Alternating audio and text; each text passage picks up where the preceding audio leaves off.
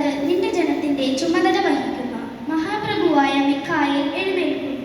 ജനത രൂപം പ്രാപിച്ചത് മുതൽ ഇന്നേ വരെ സംഭവിച്ചിട്ടില്ലാത്ത കഷ്ടതകൾ അങ്ങുണ്ടാകും.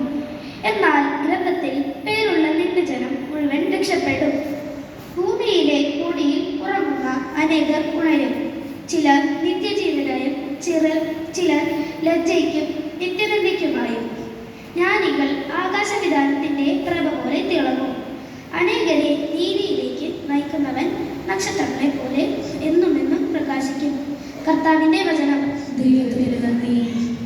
ദൈവമേ, എന്നെ കാത്തുകൊള്ളണമേ, ഞാൻ അങ്ങയിൽ ശരണം വെച്ചിരിക്കുന്നു. ദൈവമേ, എന്നെ കാത്തുകൊള്ളണമേ, ഞാൻ അങ്ങയിൽ ശരണം വെച്ചിരിക്കുന്നു.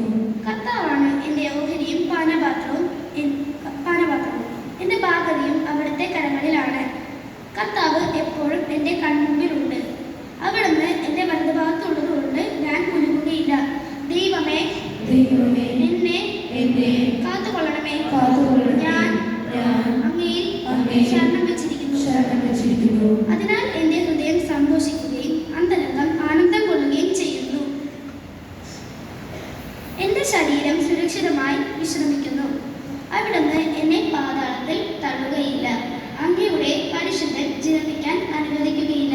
ദൈവമേ, എന്നെ കാത്തുകൊള്ളണമേ, ഞാൻ അങ്ങയിൽ ശരണം വെച്ചിരിക്കുന്നു. അങ്ങ് എനിക്ക് ജീവൻ